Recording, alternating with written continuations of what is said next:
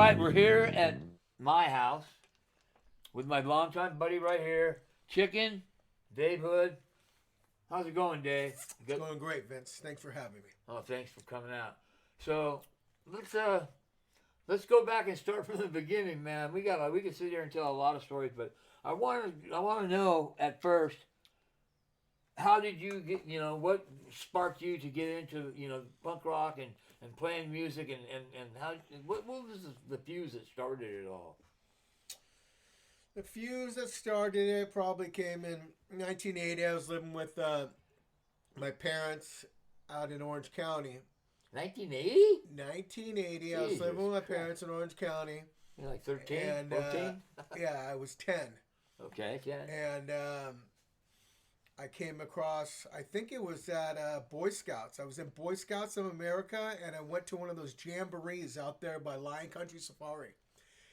And all the kids had just found Agent Orange and the Rodney on the Rock album and Adolescence and Beach Boulevard, and they were all listening to, Orange County punk rock. So they turned me on to that, and then it was just, I was sold. I was sold on the music and the vibe, and I started going to record stores and trying to find, punk rock. I think one of the first albums I bought was Misfits, Evil Live, and I took it to a friend's house, and we played it, and it was just so fast. And it was supposed to be on, it was at 45, and I think we were playing it on 78 or something. I had the Butthole Surfers record. Yeah. I played it at 45 and 33, and it sounded good either way, and I didn't know which. It sounded great. I didn't know which was what. So I guess that was two. Actually, I guess you got two albums in one. You played it on one speed, played it on the other. Yeah. All right. So my friend's like, hey, I think it's supposed to be on this speed, because it was 20. And 20. This is still cool. That was one of the first albums. And then I think my second one was Dead Kennedy's Police Truck. I think I only had enough money to actually buy singles, right? Yeah, they were good back then. They were like $3, right? Yeah, they were super cheap, right? And I would just remember the Police Truck had a picture of a pig on the back in an LAPD uniform, and my stepdad was an LAPD detective. And he found that, and man, he whooped my butt, but it was worth it. Did he break the record? He did not. I don't know. I don't think I saw that record. I think he just took them. But when that beating happened, I knew I had arrived. Breaking up the system in my own house. So that was in Orange County. Well, I was in Orange County, and then I was about 12 and a half, 13, and my parents put me in a psychiatric hospital in Santa Ana Psych. And I met more punk rockers, which was even radder. Yeah, right. And I lived there too. And we all escaped from there. And this skinhead couple out in Anaheim said, "Yeah, if you ever get out, cruise over to our house, and we'll house you." And I'm like, "Okay." So we ended up AWOLing from this place and moving in with Jeff and his chick, and the next thing you know, I found Rudimentary Peni, and I found the Christian Death Only Theater of Pain album, and he had the Aggression, Don't Be Mistaken album. I mean, he had a plethora of albums. So I sat there for a couple months just soaking in all of this just, rad punk rock, and probably 13 years old. And then I moved down here to San Diego to live with my dad, and at 14, and I ran into Greg Broyhill. He lived right down the street from my dad's girlfriend's house. And I remember, right on the corner, right? Yeah, right around the corner. They were on Beagle, and he was on Ashford. And then it wasn't within that year that we met you at shows. That was like 86 or 85, something like that. It was about 85, right? Because I just got out of Diatribe at the time. Yeah. It was about 85, so after 85. Yeah. God damn, you were 14? Yeah. Jesus Christ. Yeah, me and Greg were young. Greg just looked old. Man, He was so big. Yeah. And he was so big and brawny. Like, he'd wear the eye patch and the bowler. He was great because I was half his size. He just commanded respect when he Yeah, but you know what about Greg, man? He's a big boy and everything, man. My brother, somebody come up and punch him, he's not a fighter. Yeah, no, he was a pacifist. He's a great guy, man. He's a good guy. This is true. That was one great thing about Greg. Don't judge a book by its cover, man. Yeah. Yeah. Yeah. Don't. Yeah. So let me hear a little bit more. Then we then fast forward to going to jail and stealing scooters from Point Loma High School and all of the weird stuff that I was doing back then. And I think I had to go live with my mom back in Orange County for a minute, and then I came back. And then I ended up moving in with you at your house over in Chula Vista. You know? And that was rad. That was like, I think I was 16, 15 God and a half. damn, I'm harder in the line. 15. I was renting my own place. I rented the room right across from your room at 15 and a half. Yeah. And, man, those were some... That's where Coleman stayed, right? It was what? Coleman. He had that room before you, right? Are you talking about Ashford? I mean, not Ashford. No. Kim Place. Kim Sue Place. Yeah, dude. Right? Oh, my God. Oh, my gosh. We'd play in the living room. Okay, yeah, okay. And when the sheriffs are trying to come in, we're like bolting the door. I'll fill in a couple of the details on that. I'm not sure what show it was, but we were coming home, and I remember driving by my house, our house, and there was like, it could have been the whole crowd at the goddamn house, it seemed like. Right. And I go, fuck that. So I drove by and then came back. We ended up playing in the living room, and then the cops came, they're all knocking on the doors. And somebody like cut the phone line, and Rick Letts was being a little bitch. Somebody cut the phone line, I guess, or something, and they were trying to get in. They came to the door, and I go, I don't have the key for it. It was the metal gate. Yeah, it was. And I don't have the key, and they're like, all pissed. They opened up the fucking garage. They pulled it up, and the lady cop came through. Yeah. Came through the garage, opened up the door that goes into the living room. There's a fucking standing room only with a band playing. I know. So the lady cop was actually pretty cool. Yeah. Yeah, man. I think I was up about 7 days on that one. I had been up for 7 days because this is during the time when we were at that house, and on the weekends, Rich would always want to watch wrestling.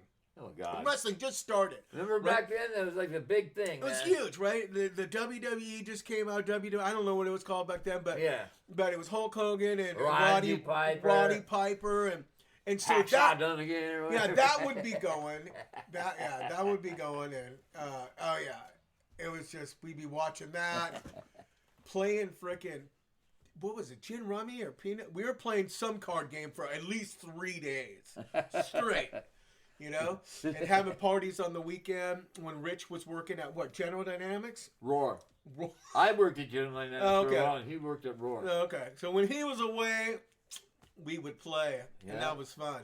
So yeah, that was good times. I remember one time, and this is Melina Melkert. She was over. She was your girlfriend at the time. Yeah. And you're like, dude, and bam, and you hit her, hey, Vinny, and I'm like, dude, that thing just went around the corner. Oh, when I did the... Yeah, you were flicking pennies and you were flicking bottle caps. Yeah. And you're like, dude, I can get around the corner. I go, I bet you I didn't even have any money, but I shouldn't have bet because I lost whatever money I did have. Because he did. He banked it right off of the thing, around the corner, into my room, hit me right in the forehead. I was like, dang it, Vinny. And Vinny would take your money. Not a problem. Yeah, give me that, bro. That's Doritos and a Pepsi. Right, that's 7-Eleven. You know how many people were when I get him on here and they're gonna say, yeah, when I was a little kid, about the same age you, like Dogle, he'll go, yeah, I had long hair and everything, and you used to fucking tell me to get the fuck out of here, and you did all this and that, and blah blah. And I go, well, look where you're at now. Yeah, yeah. You in fact did the opposite. It was since you wanted to sing, and I wanted to play drums. And I think I would just turn 15. It was 84, 85. And we're at Joe Coochman's place. And you're like, just give him a chance, Joe. And he's all, no, man.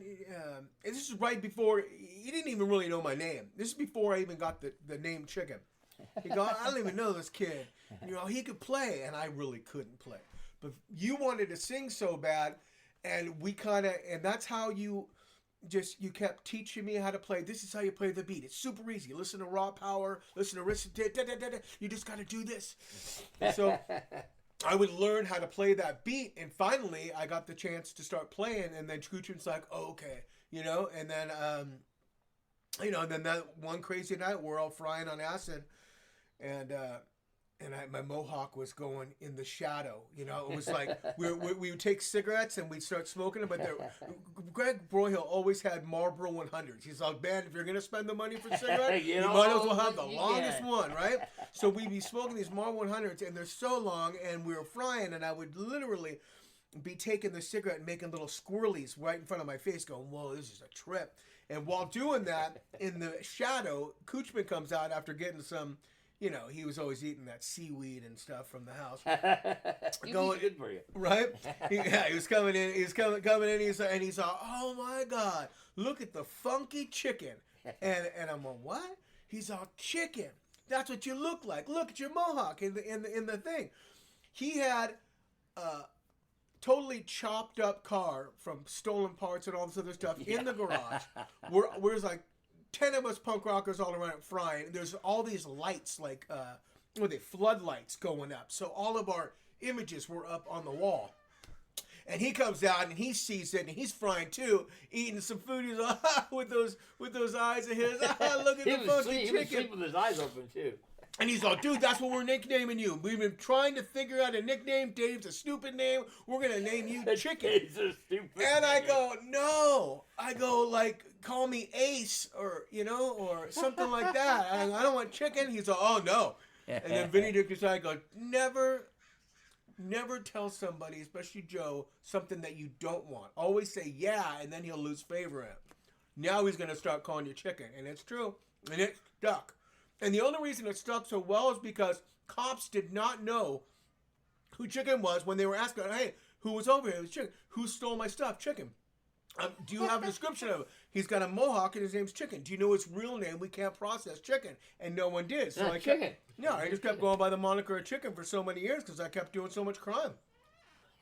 You're a bad boy. You know, it's hard being a junkie. You got to steal a lot. Look at you now, though. You're good. What's that? You're good now. I mean, I got 7 years now. 7, 8 years. It was tough, huh? Was it tough? It was tough breaking away from that, right? Yeah. The heroin thing was a hard thing to kick. It's such a great feeling drug, and pills. They really do take you out of yourself and make you into just the most happy, energetic person in the world. But it's giving yourself time away from what you think other people think that they need you to be. Because that's what it really is. It's just maybe, you know, low self-esteem or whatever it is that I needed to keep doing drugs for, because I thought that everyone liked me because I was that person. But, you know, after years of stopping the usage and realizing that, you know, waking up sober and being my own personality is way more on point, way more now prevalent. Going and more personable. It's just all of the things that drugs tell you can't do while you're on drugs is just another part of that demon that's inside of you trying to keep you addicted to something that you don't really need, you know? And once you get off of it and you kind of have a free breath, then you're like, oh yeah, because it is the worst thing to have to wake up strung out. It is just every junkie knows, you know, just trying to get that fix, itching and you know and bending over and just the stomach pain start and all of those things to try to get, and you gotta,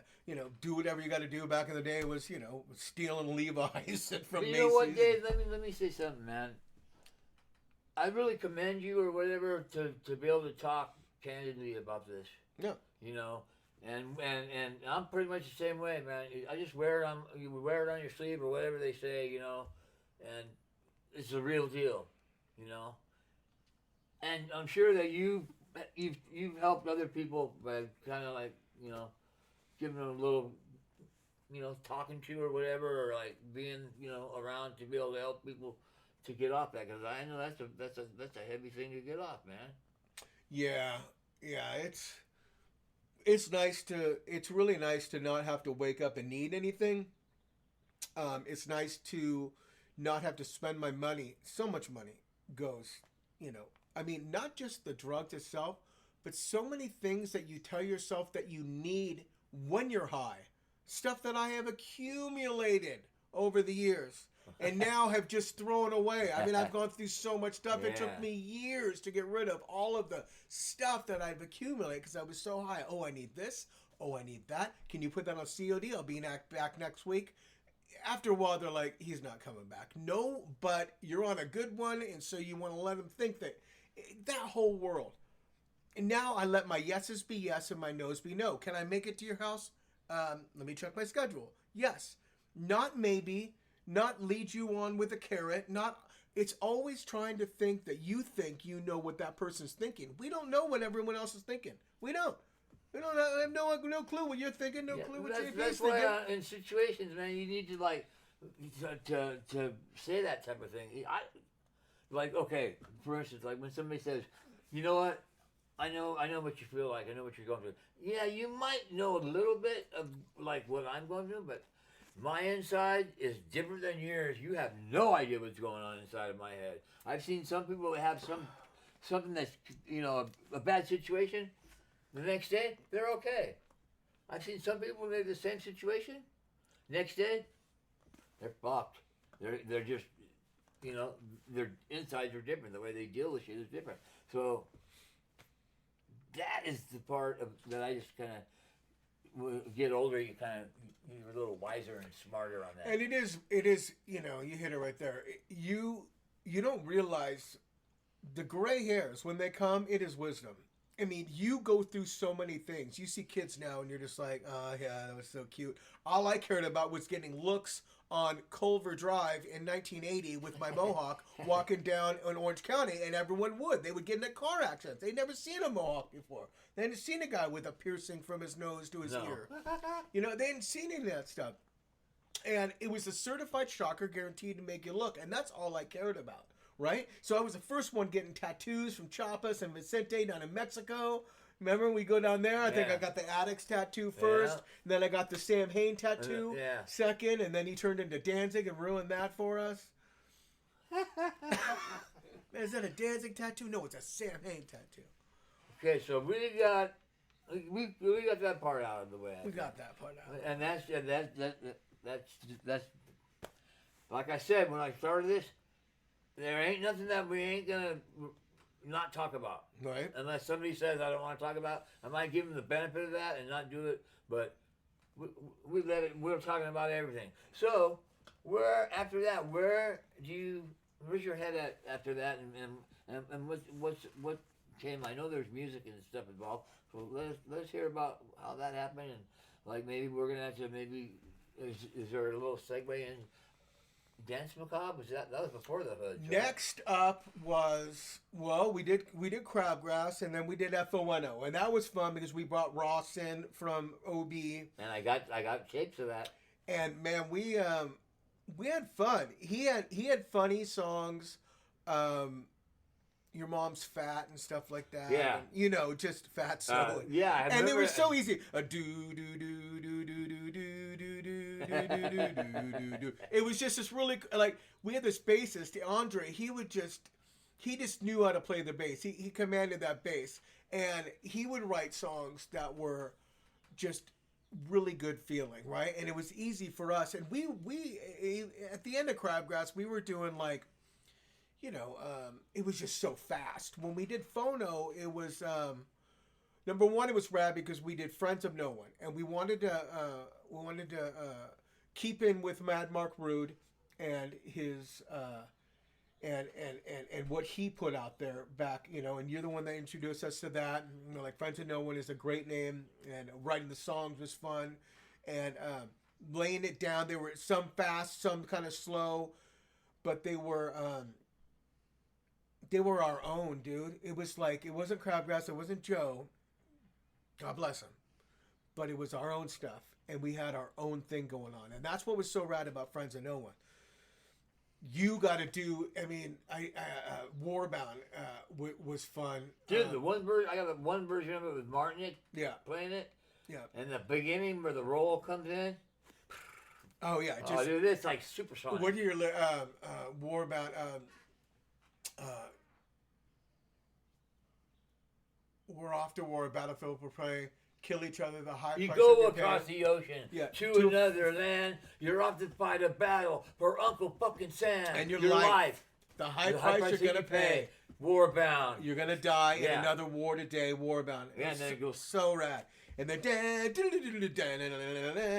Martinick was insane. This guy was a Sacred Right guitarist from Arizona. I remember one time we went out there, and he's like, "Dude, grab an egg, come outside." And we're like, "What?" He's like, "Grab an egg, come outside." He's like, "Okay, now crack it."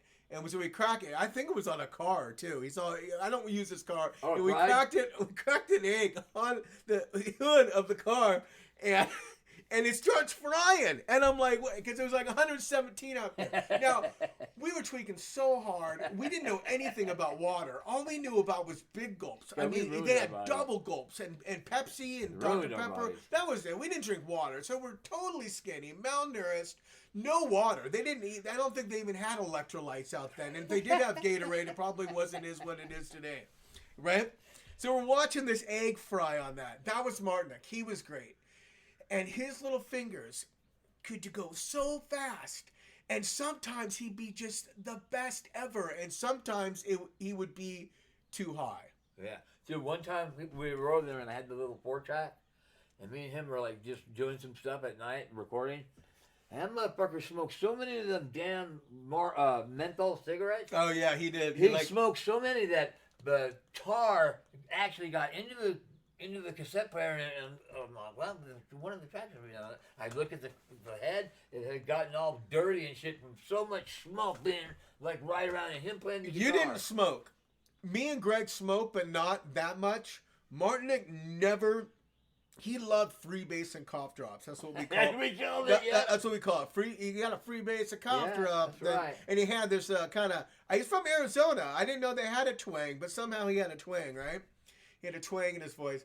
He was fun. He brought our band to the height of what it could be because his hand was so fast. He was an amazing guitar player. He was an amazing guitar player. So our time with F.O.N.O was rad because we had Jeff Marnick, we had Ross, we had Andre, which Andre's just a stoner, and we're, and then me and you, and it was just so fun playing those songs. I was just coming into my own, you kept schooling me on how to play drums, how to get better. And you pretty much, you always gave me the confidence that I needed. That was a great thing about you, Vince. Like, maybe, I don't think I've said it enough, but thank you for always pulling me into projects and playing with me, because I wouldn't have gone as far as I'd gone without you getting me in Crabgrass, telling Joe to shut up and he's going to play, and put me on the drums, and then keeping me in with F.O.N.O. and we do it. We had a lot of good times, man, and it's all because of you. Well, you know what? I thank you for that. I appreciate that, but you know what? I'm fucking really proud of you, man. Thanks, you had a lot of ups and downs and everything, but man, look at you. If you look at if you want to put San Diego music all in a whatever. You're in there, man. You're one of the top dudes. You're like the sergeant or whatever, man. You put in a lot of time, and I'm fucking proud of you. Thanks, bro. Yeah, it's been fun. Next up would be right after F.O.N.O. I found the Inglorious Bastard heroin. I found it from a friend. OB. Did they just come up to you and it just happened first time? I'd been shooting meth when I was 14, 15, 16.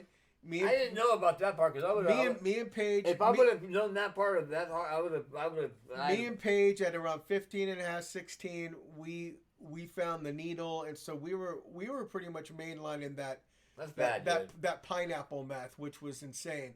And so we were doing that for a while, and then I was at someone's house, and they had some heroin, and I just remember it actually being Randy Vashey's girlfriend, and which me and Randy Vashey had a long career of doing some heroin, but it started off there in 1989. And I did a cotton, and that was it. she's like, you don't want to do too much. Just trust me. You just need a little bit. And I did some, and that was it.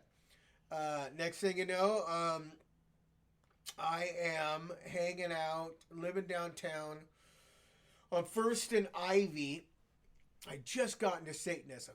You know, I just got the pentagram and the goat's head on the wall. Is that where Dance Macabre comes into? No, that's right when I found them too. So I literally found heroin, I found Satan, and I found Dance Macabre all in the same month, right? And I'm out in I'm in an alley where, you know, all those punk rock parties we'd be going to out at Pico Court and Mission Beach, right? Yeah. They'd always have some different, you know, punk rock party. You always knew it was a punk rock party because that Lizard chick with the green hair, she'd always be out there, and Todd McPhee and, you know, all those dudes from Mission Beach. And the fucking, what do they call not something, they have a name for most of them, not the hood rats or the PV vermin.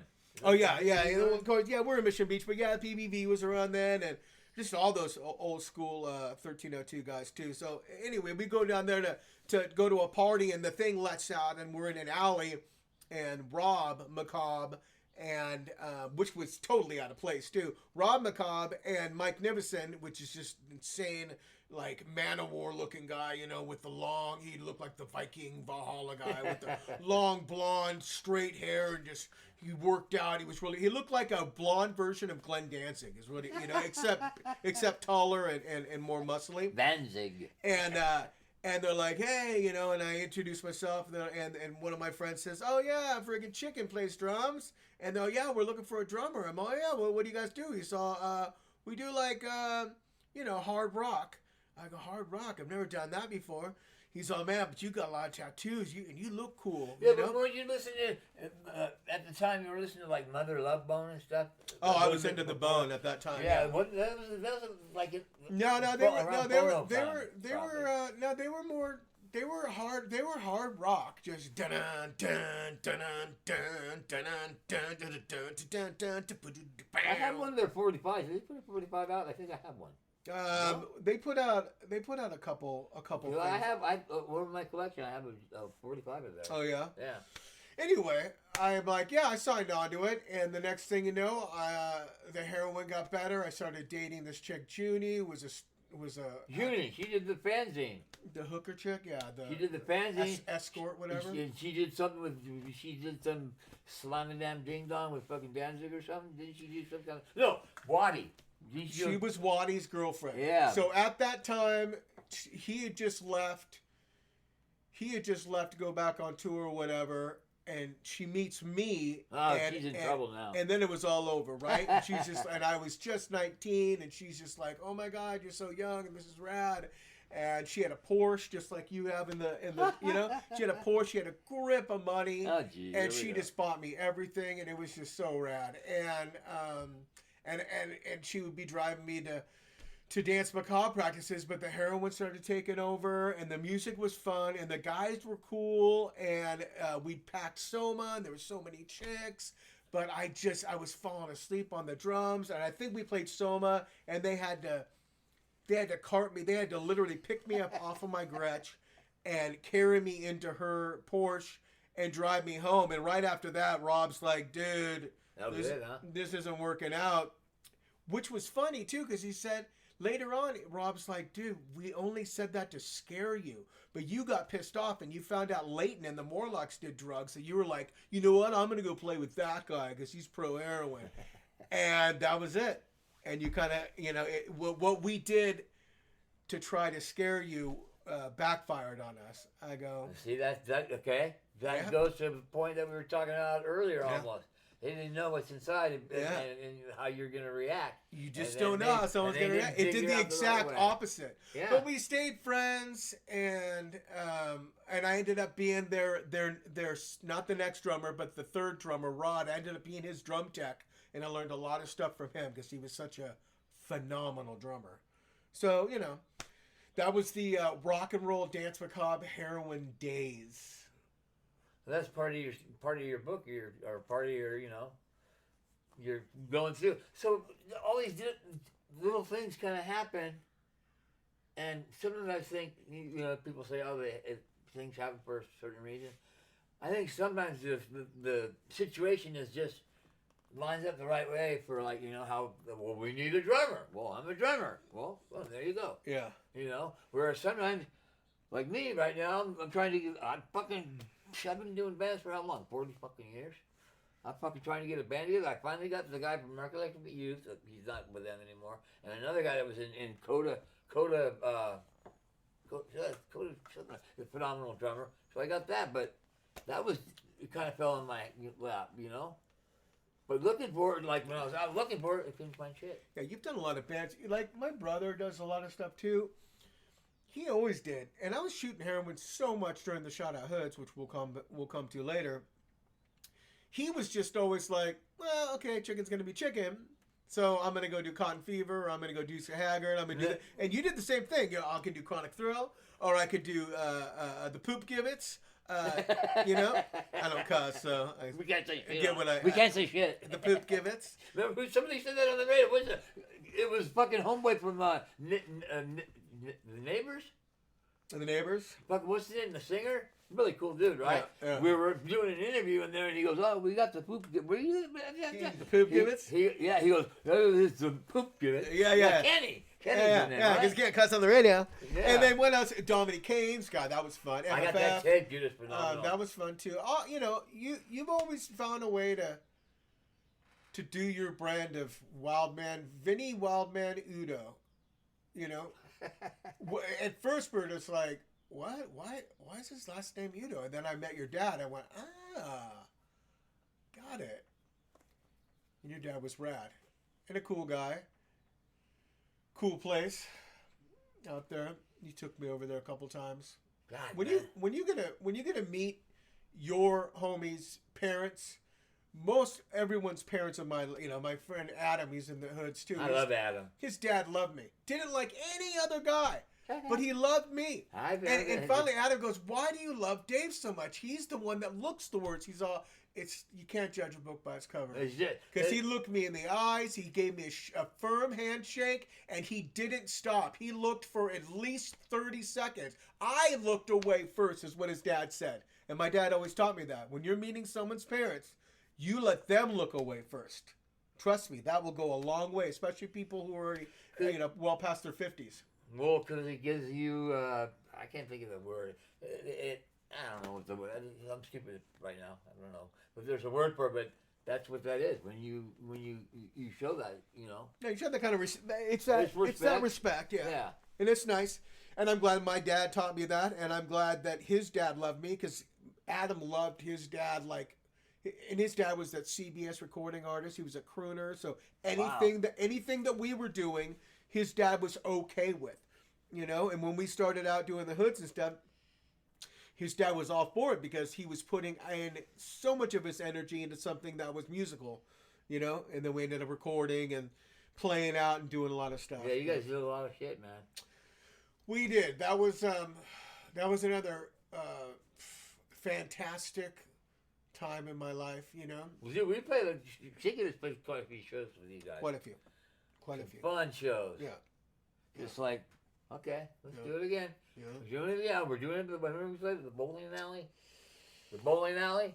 Yeah. Remember that? Yeah. The bowling alley down there had in the little, like the lounge, the grotto lounge or whatever it was. Yeah. The little fucking, we were in there and it was packed. We had that place packed, and the guys were like, "Fuck, man, we should have these guys back." Hey, All right. I'm sure if you say you want us to play, we'll gladly bring our shit and do it. We'll do it. So a lot of shows, and that was Shout Out Hoods have at least 10 years. For what? Shout Out Hoods. How long? We did it from 1995 to 2018.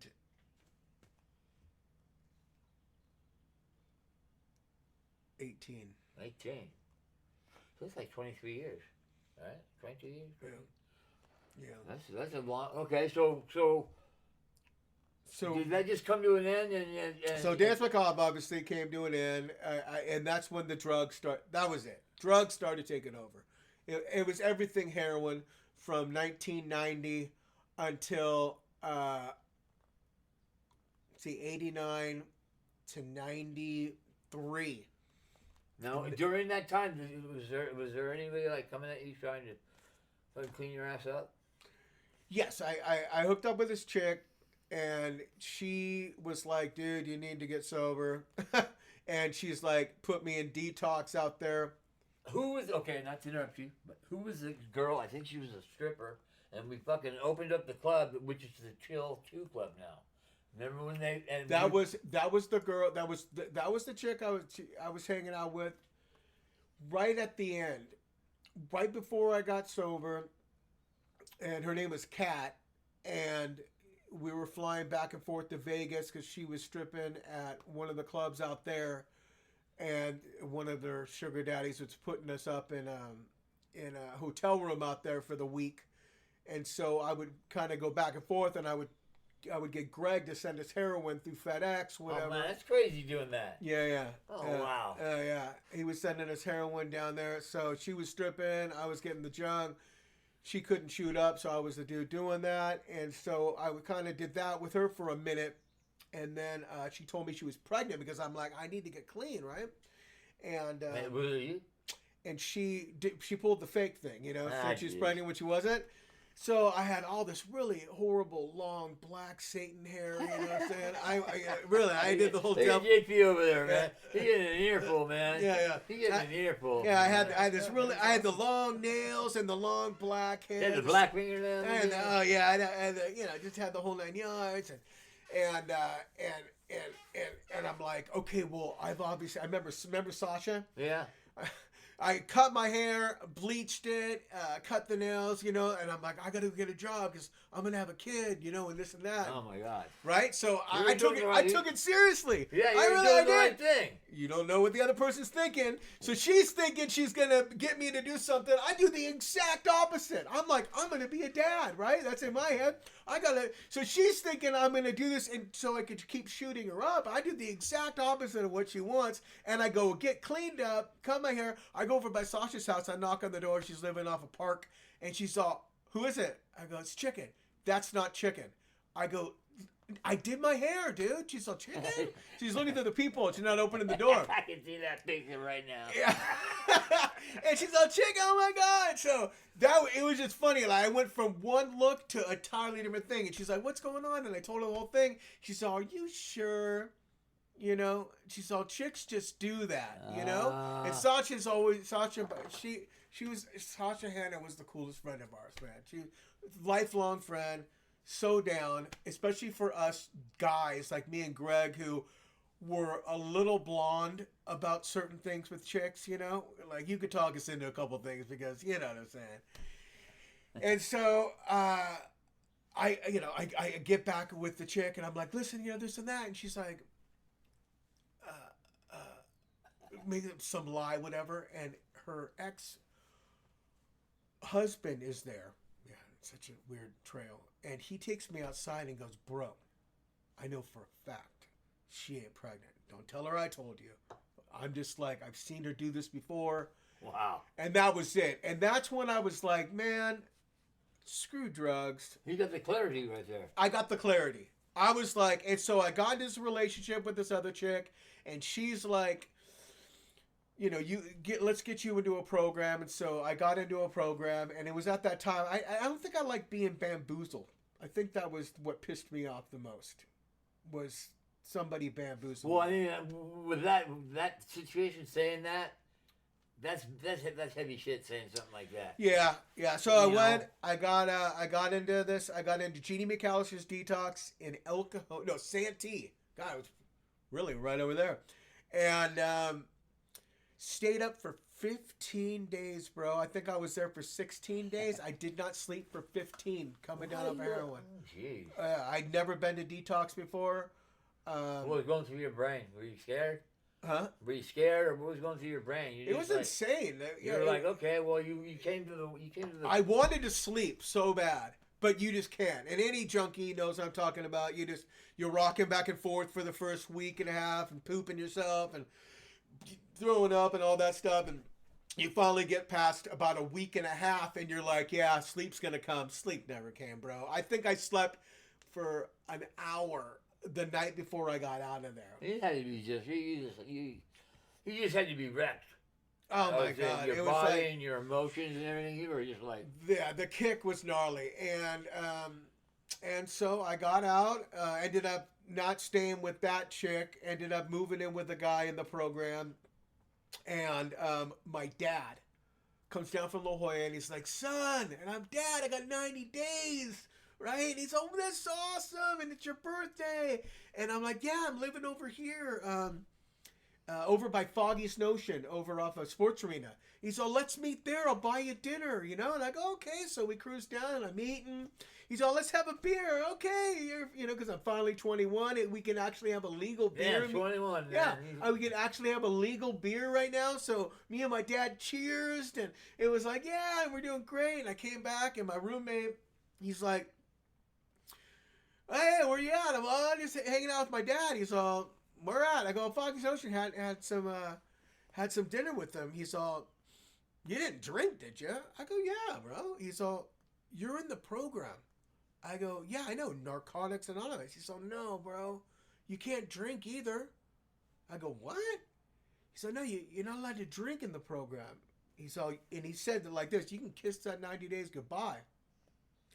And I was like, what? That one thing that I had worked so hard for, this guy just kind of, he wasn't obviously, you know, the guy was wanted in 7 states. You know what, he ended up getting arrested a couple months later. Okay, but how did he come at you with he came at me twisted. He came at me sideways. And you know, cool. If it would have been one of my friends, obviously it wouldn't have come like that. But just that was enough for me just to tie it on for another, you know, tie it on for another, I don't know how long, until I finally got sick of it. You know, I think I went on a mini bender for 6 months, and in 1993 went back to the program, and that's where me and Mike met, and we started playing music in 93. We did that rockabilly band, and I'm living over at Todd's house with you, and we started doing the rockabilly band, and then that turned into, then I moved with Sasha over to North Park in 1993 sometime, and started the Black Flies, which turned into Shot at Hoods. 93. Yeah, it was 93 we were doing that. 94 we were doing the Black Flies and a couple other projects. And then halfway through 94, I ended up hooking back up with Paige Lake at the Red Fox Room. Ended up getting her pregnant. Ended up moving in with her in Lemon Grove. Ended up having a kid and forming Shot at Hoods. So Shot at Hoods, when you guys started that, was, I know Mike, he's been in recovery for a long time. And we met there. He's the one that you met. And we met there. That? He was just fresh off the detox route, and he heard I played drums, and we hooked up and started playing music. Was it like that? Huh? It was really easy with Mike. There was some kind of bond we had. Yeah, right. He was like a big brother that I never had, you know. And he came from La Jolla, where my parents are from La Jolla, my grandparents and stuff, and so we kind of grew up in the same. I guess our folks grew up in the same kind of circles, and he was just like a guy who had so much worldly. He had done so many things and traveled all over the world surfing, and he'd owned companies, and he was just this guy that was just trying to play music. He had every single thing he could possibly want. Drug dealing in the freaking 80s, millions of dollars, chicks, airplanes, surfing, friends with Brewer, getting his surfboard shaped, and just it was insane. And so hanging out with him was just an insane different class of people that I'd never hung out with before. So the stories about him going and seeing Jimi Hendrix, and just he'd seen so many bands. I'm like, what? And the music that he had turned me on to, like Link Ray, when we did the Rockabilly band, I think it was Matt Reese, PB Matt Reese. He got us. He kind of helped us out get this band Shiny 59 started, and I think Mike got into playing some rockabilly guitar, and he started hanging out with Buzz Campbell from Velvet. Buzz Campbell on the harp, which back then was I just saw that something on that and he mentioned. I can't remember. yeah. Back then it was him, Johnny G, in their band. I forget what that band was called again, but anyway, Buzz was like, "Hey, if you show me how to play blues guitar, I'll show you how to play rockabilly guitar." And so for about 6 months, back and forth, he's going to lessons and learning how to do all these things, and it was rad. So we ended up playing the NA convention pool party, with Johnny G on bass and Gary Thayer singing. I was playing drums, and that kind of took off a little bit, and it was kind of cool. And me and him just kind of meshed, and then I brought Adam in to start playing guitar, and Adam was just. How do you know Adam? I've known Adam since I was, a kid. I used to always run into him after all this, and I was living in IB, and I'd see him every once in a while, and he'd stop, and we'd talk for like 20 minutes, and Adam's a good guy. I always see him, man. Oh, there he is! I could tell. That's all the tattoos and shit. Fucking good guy. Adam came in, and he had like that PV 5150 Gallien Kruger, that sound, brought him into the band. The next thing you know, we were playing punk rock. I remember we were playing rockabilly on Memory Lane in Spring Valley. Memory Lane, that's the perfect place. And Mike's house in the middle of this industrial area, and he had a house right in the middle. He owned all the property.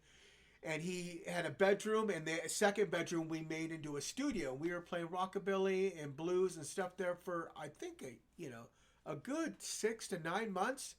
And then we started playing punk rock, and the Sheriff showed up. Oh, yeah. Good old Sheriff. That was it. We hit those first couple chords. And, yeah. And he's all, man, it's a misdemeanor to play music out here, but punk rock's a felony. That's what he keeps saying, right? No punk rock profile pictures? Yeah, it just. You ever had those? What's that? Where the cops take your picture of the all punk the time rock profile? All the time. Up in Orange County, that happened to me. Especially when they couldn't get my real name out of me. I didn't have ID. I just kept saying chicken, or I give a false name. Yeah, they would always take pictures because. They needed some kind of, they can't take you in and you're only here because someone got stabbed, and they're, oh yeah, well, Dave Hood knows. And one time someone gets stabbed right outside Stingers in PB, and the car, and we I think we just played the sports arena. We played like the 19 bands for $19 deal. And I think I'm trying to hook up with Paulette from The Abuse that night. Right. And she's going into Stingers, and someone just gets stabbed. Worst time for someone to get stabbed. Sorry, the guy died, but I'm trying to get in there, and I'm like going around the caution tape, and somebody says, "Oh yeah, Dave Hood probably knows, Jeremy, or the guy that got stabbed, or the guy that did the stabbing," which I did know the guy, but the cops are asking me, "Hey, are you Dave Hood?" I go, "No, Oh, so, that's Dave Hood now, huh? Yeah, I'm Dave Hood. And I'm like, no. And he's like, yeah, well, 3 people have pointed out and said, the guy, both guys, the guy that got stabbed and the guy that's doing the stabbing. And I'm like, dude, I don't know what you're talking about. And so he said, you have ID. And I did have ID at that time. And I show him and go, look, David Austin. He said, oh, okay, cool. And so right when I'm giving him the ID back, he sees the hood on my knuckles. And he's like, are you sure? And so he's all, I just need information. So anyway, make a long story short, the cop keeps me there, and the chick goes inside, and I'm like, dude, I'm trying to hook up. He's like, dude, you just got to stay a little bit longer. The guy's coming down with the camera, and that's what it was, because he didn't have his camera in his car. He's waiting for his other roller to come down so he can take a picture of me just in case I know anything more. And I'm like, dude, can you at least let me go get some beer from the store? It's almost 2 right now. Now I had already been out there for a couple hours, and I need to get alcohol for the after party at Christian's house. We were talking about that. Gotta get my alcohol. Yeah, I gotta get the alcohol. And so he saw I could let you give money to someone. So I had someone go get a friggin' 30-pack. I gave someone some money, And so once all said and done, finally his guy comes. Everyone's leaving. Paulette, this would be the last time I actually ever saw her alive too. She waves bye, Dave. And I'm like, dang it. She did not go to the after party I was at. And I get the beer, and the cop's like, hey, stand over here, takes a picture of me. And he's like that. I go, bro, for all of this, can I just get the crime scene yellow tape? Police line, do not cross. I go, that's all I want. Can I please just get that? No, it was right before we played the sports arena because I ended up using that to line the stage before we played. And he's like, listen, I'm going to roll it up and I'm going to throw it in a trash can. Don't let Whatever happens after that, okay? And I go, okay, and he did it. And he left, and I got the crime scene yellow tape. Best 5 hours I had to spend sitting at a bar where I didn't get anything that I wanted except yellow tape. So, now, what, you got to take a deep breath, I'm sure. And that's pretty long. There's still a little bit more left to the chapter. This is only your part one, bro. You're gonna have to. You'll have to bring me back for part two. Part 2 and 3, whatever. And you know what? This right here, to me, is I like doing this. I start remembering a bunch of stuff, and I always said it like with like Heidi passing away. I'm the guardian of the memories.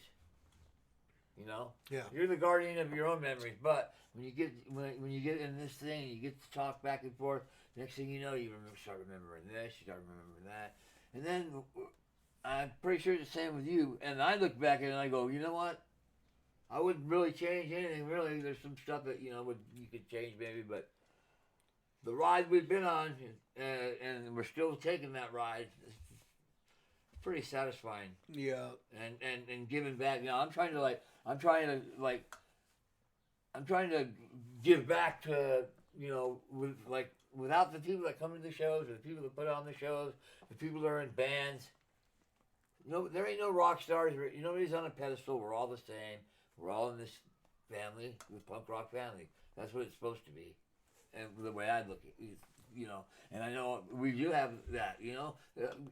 You could go with not seeing a friend, one of your real friends, and you don't see him for a long time. But you know what? You see him, and you're like that bond and that feeling is still there, and they can't take that. Nothing can take that away. Yeah. So these kind of conversations are like. That's what was great about growing up in punk rock was. You just wanted what was next. You just wanted to go to that extra party. You had no problem pushing a car. You had no problem. Remember that freaking Ford Pinto I had? I had saved up. I had gotten a job at Kentucky Fried Chicken, and I was looking for a job because I was staying at Greg's house. And Patty's like, "Listen, you're gonna have to bring some money." My dad just kicked my butt. Right? My dad was in the DEA, so like he had this move. I guess I didn't know. He could put his leg up and kick you in the back and knock the wind out of you. Well, he pulled that on me one day when I was 15 at his girlfriend's house. And at first, it knocked the wind out of me. And at first, I'm like, what the heck was that? So I know a thing or two. You know what I'm saying? My dad was all drunk. I know a thing or two, son. I go, it was one of those things where you're like, that was awesome. And at the same time, screw you. Right? And I was like, bam. So I ended up pushing him or hitting him, right? Like he fell over and I just bolted. First, I was amazed that he actually had done that. When I caught my breath, I'm like, and he's being cocky. I hit him and then I didn't know where to go. I knew he saw red and he was coming after me. And I ran to Greg's house. And Patty's like, I'll put you up here. And I'm like, my dad's going to kill me. She said, I got you. This is before Patty knew the horrible side of chicken, right? I was still Dave. Okay, well, I gotta say something right here. You remember when you had to fucking hide underneath the damn drum stage that we had at Greg's house? Yes. His mom would come out there and you'd be hiding underneath the damn fucking underneath the drum. Underneath it, because I wasn't supposed to be there. Yeah, that's what. Because I was a bad influence. Well, so I go and I stay at Greg's house, and now I'm a bad influence. I mean, one time I had a pistol and it came out, it fell out right in front of Greg and his mom. I went, oops.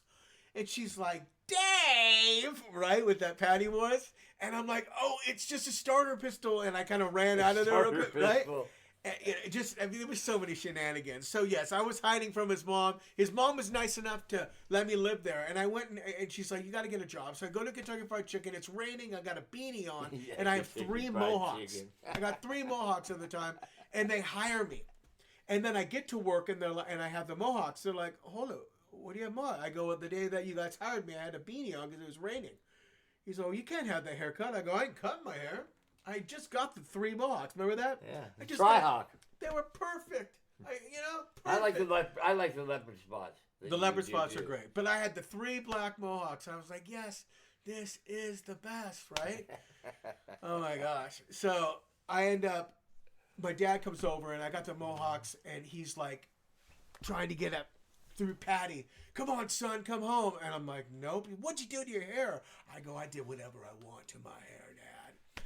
And he's just he's just like, he kind of seems like a hurt dog, and he's kind of pissed at the same time. Patty was good. She let me stay there. We probably got into too much shenanigans. Probably passed out on the lawn in our boxers too many times from her buying us Boone's Farm, because that seems to be what, $1.35 a bottle. Yeah, that was the cheapest thing to drink. It was Mad Dog 2020 or Boone's Farm, and it went down so easy. Oh yeah, remember that? Yeah, hiding from Patty. So that's a lot. That's a lot in there. A lot of stories, but there's still something in there. So we went and we kind of came back, and we went and then we kind of came back. But we were at the Shout Out Hoods that played for like 23 years. 23 years, I did the Hoods. I think that at that time, when we were living that really nice, cool life of trying to be punk rockers, and I had that Ford, that Pinto, and I bought from my Kentucky Fried Chicken money from Dorky Darren's dad a $300 green Ford Pinto with, I don't know, no starter or something. And we'd have to like pile in it, and we'd have to push it and put it in gear. And we were cool with that. Everyone was cool with that. You didn't care about anything. We tried to make it to Fairmont Hall or Jackie Robinson's YMCA or Adams Avenue or Carpenters or wherever there was a show. We're trying to do that. Or the Rose Gardens to drink Lucky Lager and hang out by the Rose. Or Presidio Park, we're ice blocking and getting a piece of ice and going down the hill and hanging out with SCSH and doing all the things that we used to do for fun back in the day when there was really nothing to do except, hang out with your punk rock friends. Those were the days. Once you get a little bit, once this guy got a little bit of fame, you just turn into a jerk, right? And it's like, hey, you know. Oh, we're gonna remember. You want me to remember that too? You got a little bit. I did. Hey, I'll be the first to tell you. There you go, because you're a true man. You believe my ex-wife said, it doesn't look good on you. She's like, everyone likes a nice, humble, meek human being. And I didn't really understand that till later. Everyone knows who you are. You don't need to pretend. You don't need to act like everyone knows who you are. You're not. You'll get more flies with honey. And I didn't realize that till years after I got a divorce, and years later, it was one of those voices in the back of my head that went, you know what, you are right. Like, I think everybody has to go through that period of their life when you think that you're bigger. That you're a big fish in a small pond, when really just you're nobody.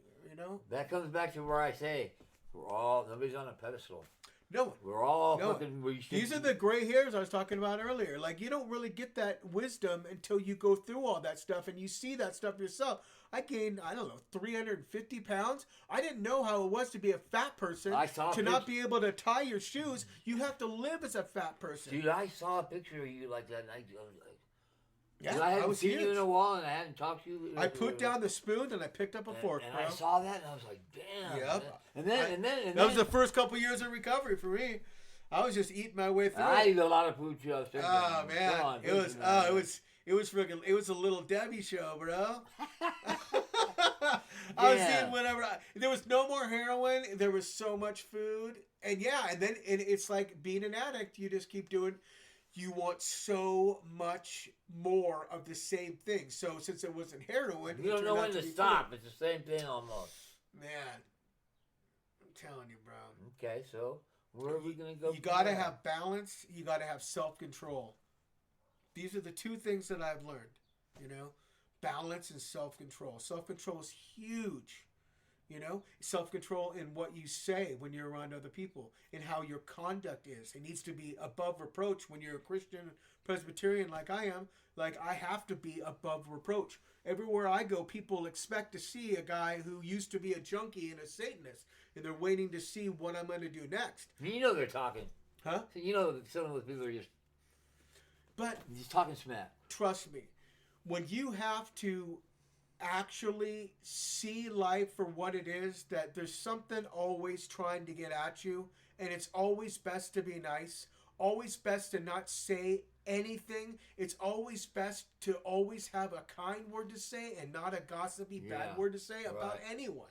It is. Yeah. Because that way, nothing can go wrong. They can't go, oh, yeah, I've heard that guy just talking total crap about you. You know, it's like, no, I don't talk crap. I don't cuss. I don't talk about people behind their back. I only try to say what is good. I try to do what is right. I try to be a good Christian. I try to do all the things that, you know, that I've learned throughout the years to do to keep my friends, to not destroy my friends, to keep the bridges, to not burn the bridges, to be here with you over, I don't know, it's been... How long have we known each other? We've known each other since 85, so 84, 85, 84. So it's been 84, 94, 2004, 2014, 2024. We've known each other 41 years, bro. Fuck. You and Greg are my oldest friends here in San Diego. Wow. You know? My oldest friends. And I was born here, and I was raised here till I was 3, till my parents got a divorce. I went and lived in Orange County, hop, skip, and a jump up that way until I was 13, and then I came back and lived here, and I've been here ever since, besides going to juvenile hall and YGC and, you know, and my plethora of different, you know, 1F trails through downtown and George Bailey Detention Facility. So we got a lot of good times in there. Yeah. A lot of bad times. What is, out of all those things, what is like your, what are you most proud of yourself of, one of your things that you have done, or, you know, one of your musical things, or what are maybe your kids, your marriage? Getting married. Yeah? Oh, yeah. Well, I mean, finding God, that was number one, obviously. 2004, I got locked up. And I just remember a small, still voice saying, hey, are you sick and tired of being bamboozled and doing the things that you don't want to do without any control over it? I said, yes. Okay. Go hang out with those guys. Found a bunch of Christian dudes, started hanging out with them. Bam, my life changed. Boom. The glory. Then the next awesome thing that happened was meeting my wife. And then the next awesome thing that happened was being a parent to Cassandra, to my daughter. You have two? I've got 3 kids. 3 kids from 3 different women, and I only am allowed to see one. That's the tough part. But I have a relationship with that one who's also a Christian, who just went out and did a missionary trip to Guatemala. So, like, I'm a good dad, and I'm a good husband, and I'm a good friend. And those are the things. It's not punk rock anymore. I mean, I love punk rock. I love going to shows. I love meeting people. I love playing. I play in Spice Pistols and drag. I play in a band called the Strangulators. I play drums. I sing for a band called the Hood Brothers. It's Shout Out Hoods, but we changed the name to the Hood Brothers so we could keep doing the same thing years later and not have to call it Shout Out Hoods. And I still have fun, but that doesn't, none of those bands, none of that stuff. I mean, yes, it's fun. That's not who I am. Who I am is David. That's who I am. I'm a guy who's married to Jessica, and I'm a dad of Cassandra, and I go to church every week, and I play drums at church, and I'm a good human being there, and I go to Bible study, and I try to be the best human being I possibly can. If people want to get out of Satanism and get out of witchcraft, I'm your guy. You can come talk to me. I did it.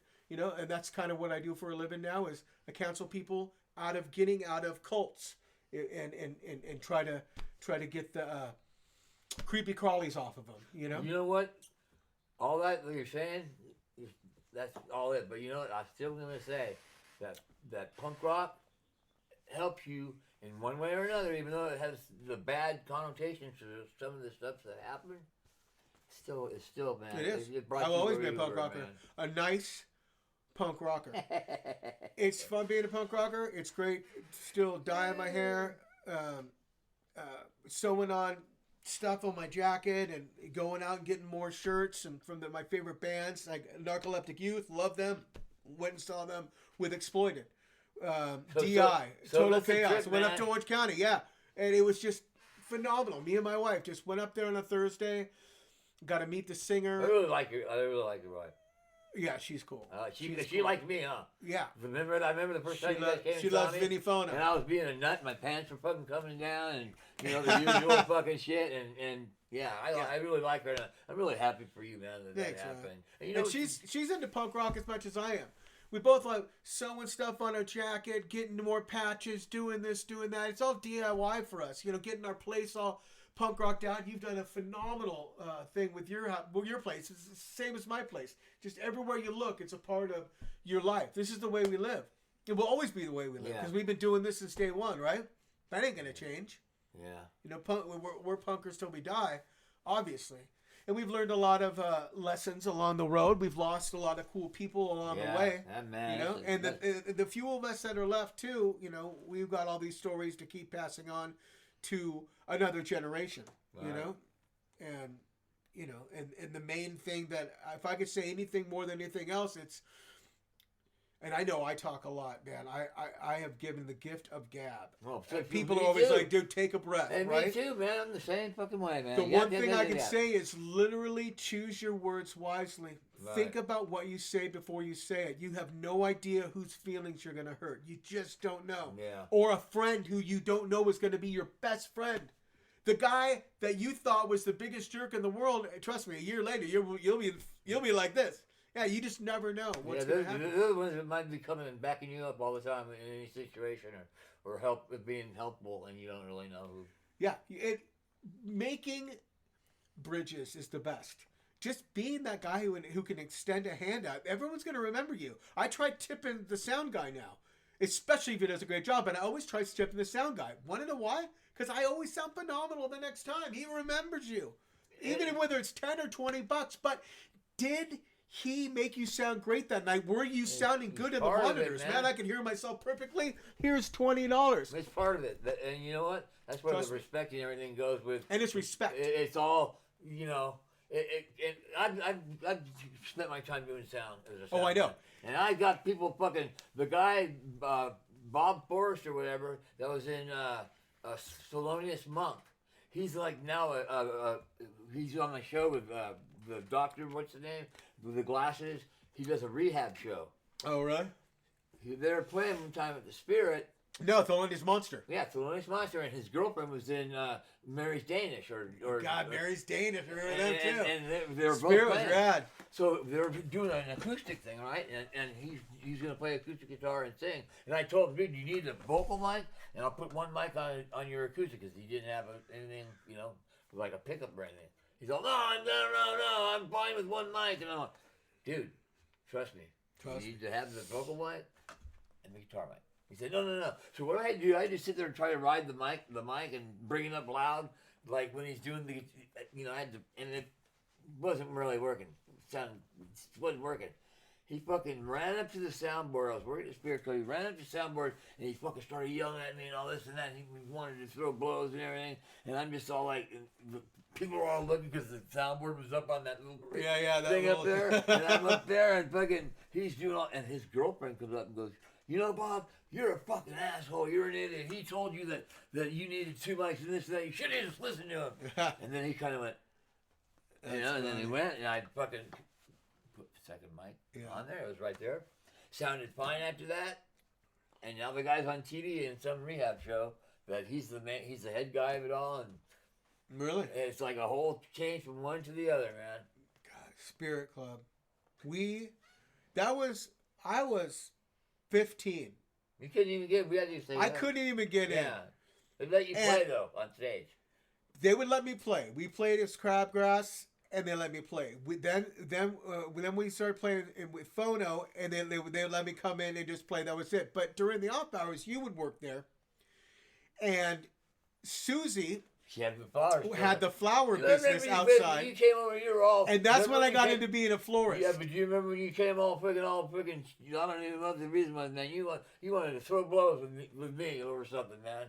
Me and you were gonna get. At the Spirit? Yeah, because something or other with Susie, you know. Oh, really? Yeah, and it was like it was Don't something remember. or other, and like there it was, man. And then we whatever, it just.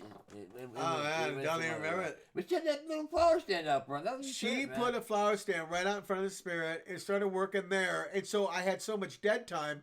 So, when Jerry Herrera would leave, I would go in and hang out. And they had the video game thing on the, what do you call it? Yeah. And I liked to play that. And Jenny would always give me Oh my God. free sodas. And April worked there too. April. Yeah, you know what, Jenny? She would give out so many drinks to people. By the end of the week, she wouldn't even get a paycheck because she gave out so many goddamn drinks. Checks out. They would spike my thing a little bit. And I would be playing the game. And Jerry was like, Chicken's not in here, right? And I go, no, we don't let him in because he's allowed to be working the flower stand out there, but he can't be in here. And then one day he's walking by, and the game, and I had got all the high scores, and I put Chicken as my name. See, right? you see, That's what gave it away. You called yourself out, man. I got me.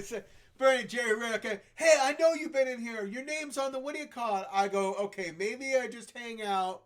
But I'm not drinking, Jerry was the ultimate bamboozler. He was you're the one that told me, after we're done playing, go in. It was the box office. Go in there and check inside the trash can and pull out the flyers so we can go, look, this is how people came. Give us more money. And I did. And there were a bunch of F.O.N.O flyers in there. And I don't know. I think that was the one time where we're like, check this out, Jerry, and he had to pay us what we actually. Yeah, he's skimming. He was skimming. I was always skimming, but we got free drinks. We got to hang out there. You got to do sound. We got to. I mean, literally, we lived at the Spirit. You know, when I worked there, I worked 5 days a week.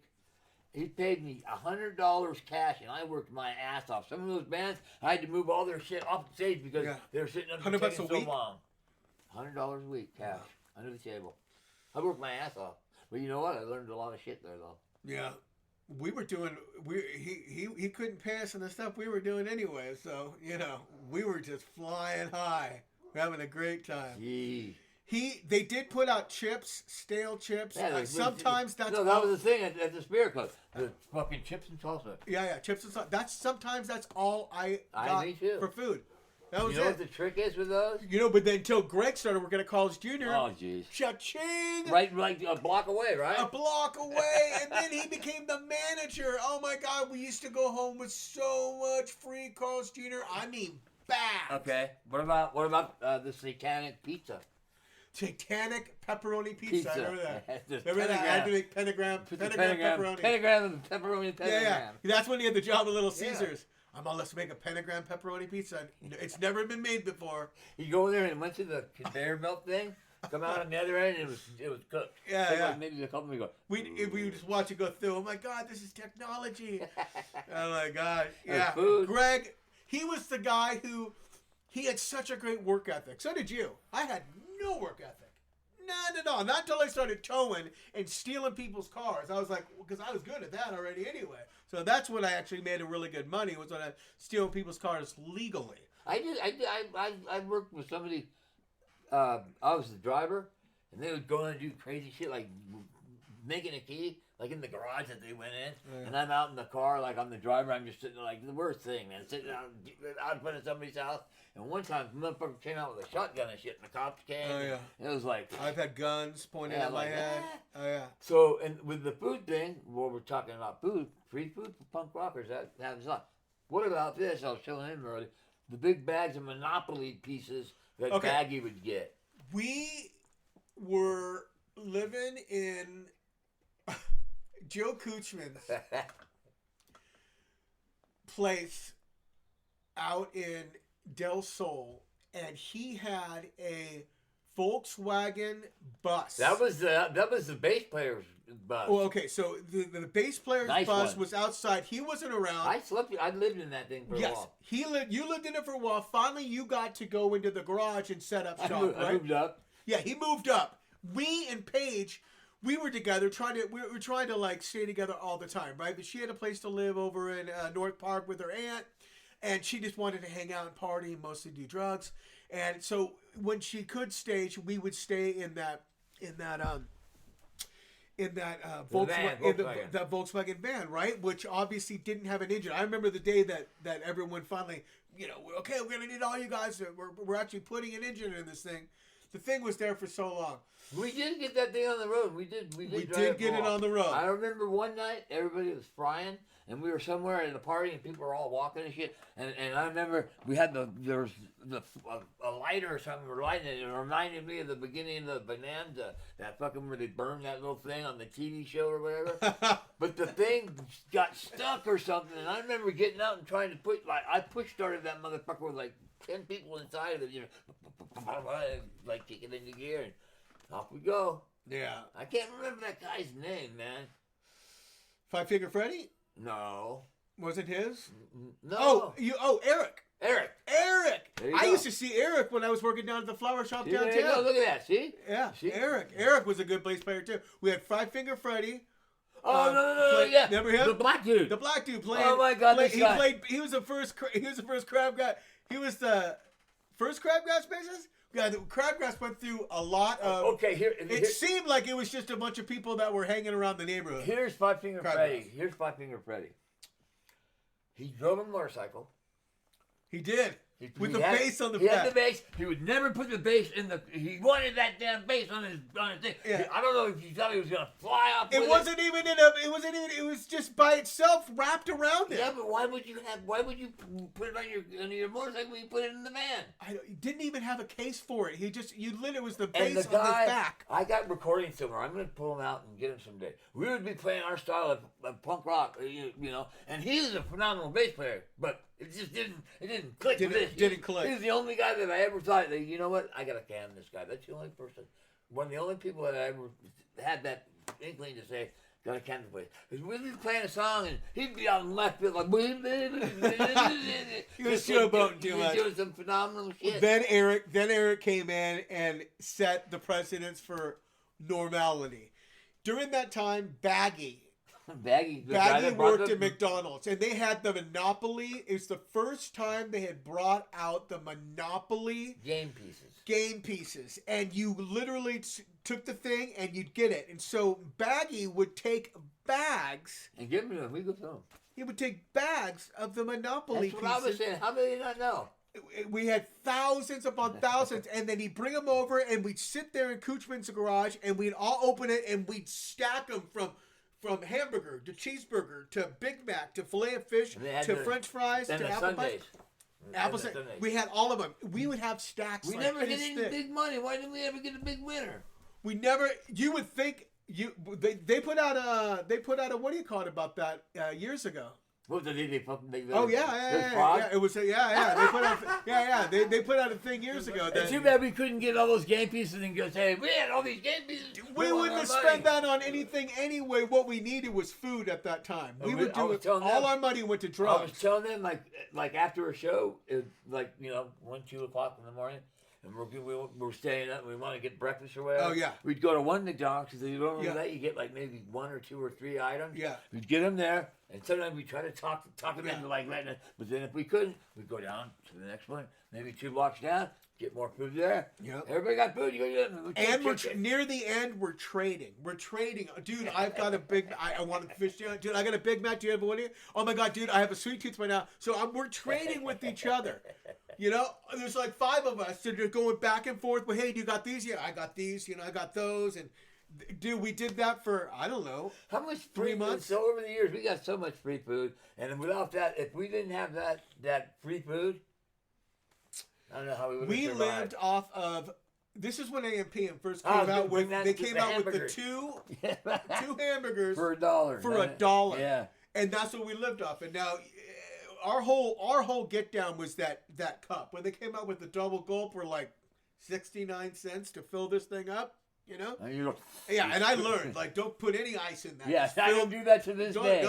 Just fill that. If I want fill, ice, I get it at Fill home. the 64 ounces up with Dr. Pepper because, you know, when you're twiddling hard, you need that DP to keep you going, right? We weren't even so stoked. I mean, food, yeah, it was like what we needed to eat. We didn't care about that. All we cared about were drugs. At the same amount we cared about punk rock and drugs. All the same. And then you had to eat. Well, you know what I was thinking the other day? I was going, like my dog, always the seafood, always on their mind because Yeah. they can't, like, you know, they haven't yet, but go to a store, get food, or however get it. So you got to give it to them. Yeah. I was sitting there thinking, it was almost, you're thinking, I want to get this and that to do, you know, your thing. You know, you do your deed with your bad stuff and shit. I won't say, you know, I'm trying to, I'm not, you know, I call it. I had a bad doing a lot to everybody else, but I always had that thing like, well, God damn, because I'm getting hungry. Now, how am I going to get my food? And sometimes it would just like magically somehow somebody would come over with a pizza or something, and then like, you were so stoked. like, oh my God. Yeah. Thank you. Yeah. So That stuff happened a lot. Those are those moments. I mean, they happen all the time, bro. Just somebody wanted to come by because they want to do drugs. Phenomenal. But they need somewhere to get away from their parents. Phenomenal. And they're bringing food. Phenomenal. It always worked out. We were always the cool guys at the cool places and having the cool party. Now, everyone else that we knew during that time was either in college or living with their parents, and like they couldn't like do all the things they wanted to do, but they could come over here and hang out, and so they always brought us stuff. Everyone knew you know, everyone felt bad for us. We were always going to chicks' houses, and they're like, "Can we feed you?" Okay, remember Kevin Weatherall? Yeah, but now that you said that, I was talking about it the other day, and I'll say one thing and see if you can remember what it's associated with. Okay. Okay. Dragon, and it's an animal. It's a dog. Oh yeah. Dragon. Do you remember the dog Dragon? Yeah, freaking Mara, Vincent, and Dale Vincent. Their parents used to feed me. They used to let me use their cars. We used to go over there all the time and hang out. Well, I was dating Mara. Yeah. Yeah. You want? Come on. Huh? You're dating your kind of thing. Well, I was dating her and Paige at the same time, but she was cool with me. He revealed it, not me. But a dragon, I was going. It was one of those relationships where I kind of was double dealing, and she was too nice of a human being for me to do that, but I was such a piece of poo at that time. I was trying to think of her name. Her name was Mara? Mara. She had a sister too, right? Dale. Dale and Both Mara. still kicking. I see him on Facebook. Really? So anyway, Mara, if you're listening to this, sorry. I could have been a better human being, and I wasn't. And Melvin, there's another guy too that always helped me out. Melvin was our friend. God rest his soul. He was a trip, man. I love Melvin. Yeah. God bless his soul. He's not with us anymore. Yeah, he's not with us anymore. It was the guy that came over with needles when we were kids. He was diabetic. We're like, what are you doing? He was diabetic. I'm a diabetic. We had no idea what diabetic was, but me and Greg were like, yeah, but, you know, and so he would end up bringing us needles for our stuff. So I got Greg hooked on dope, and that's why his mom probably doesn't like me so much. I was always bringing guns over, getting him hooked on dope. I'm going to bring up another thing that happened between me and you. Greg and me and Greg are somehow, we got a Marshall head. Nice Marshall. Yeah. It's hard to get a Marshall then, but, you know, that would have been the first one. Well, you know what happened? You remember? You came over with Greg, and you guys, that was it. We're taking the Marshall, and we're going to go hawk it, and we're going to go do whatever we did. So the Marshall went bye-bye. Really? Where was that at? I was living in Spring Valley at Todd's house. And I had the yellow bug that Greg sold me. And his mom was living over down somewhere. And you guys came over and fucking took that motherfucker. Oh, I'm sorry. Look at that shit. Nah, man. Sorry, bro. Yeah, I did a lot of stupid stuff. But you know, it's part of it. Did a lot of stupid stuff. There's a lot of stupid stuff. You know one thing I did not do? You know one thing I did not Really do good. that Mr. Clean did? Was I did not go into your room and steal any of that stuff. The Ace Frehley guitar, all of that stuff, Mr. Clean did all that. And I got blamed for it. Ace Frehley guitar. That Dirtbag Dave's clear. Okay, yeah. Clear guitar that got stolen out of Oh, that's an Armstrong guitar.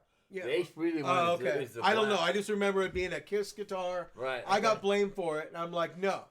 The CDs I did steal from Todd to get junk when he was in Germany, hanging out with Zena LeVay and all that. I totally made my peace with that. But I did. It was the only thing that bummed me out. Like, you know, I've done so many bad things, but this is one bad thing I did not do. And I always thought there was this thing between me and Dave Quinn after that. Dirtbag Dave, I've known him just as long as I've known Melvin. Melvin and Dirtbag both lived off of Ashford, right down the street from Greg's house, and they would both walk over. Dirtbag never wore shoes. He had a Metallica shirt on and jeans, and he never wore shoes. He didn't wear shoes from 1984 until I think 2014, and then he had to start wearing shoes. But literally went 10 years. Check this out. You bring up shoes. I just talked to Dave yesterday too. Did you? Cool. Yeah. But when he worked at the airport with me, I was Yeah, the yeah. supervisor. Well, somehow we were staying at his mom's house in Escondido. We'd drive down in the morning and in the evening to go work at the airport. So we come down there one time, and I go, Dave, you gotta stand on the gate and watch the gate. You have to stand at the gate and let trucks in and out. I'm looking at it. I'm like, Dave, are your boots in the back of the truck? No, he forgot his boots. So you know what I did?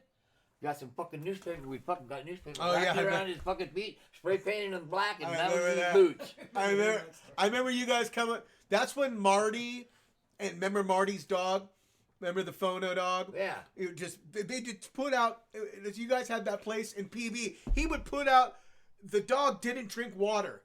He only drank past Blue Ribbon. And so they would just fill up the thing, and the dog would be going side to side to side to side. It was the most hilarious He thing. would eat Meatball Marty. He would eat bottle caps and shit. Yeah. And one time, I wish I still had it.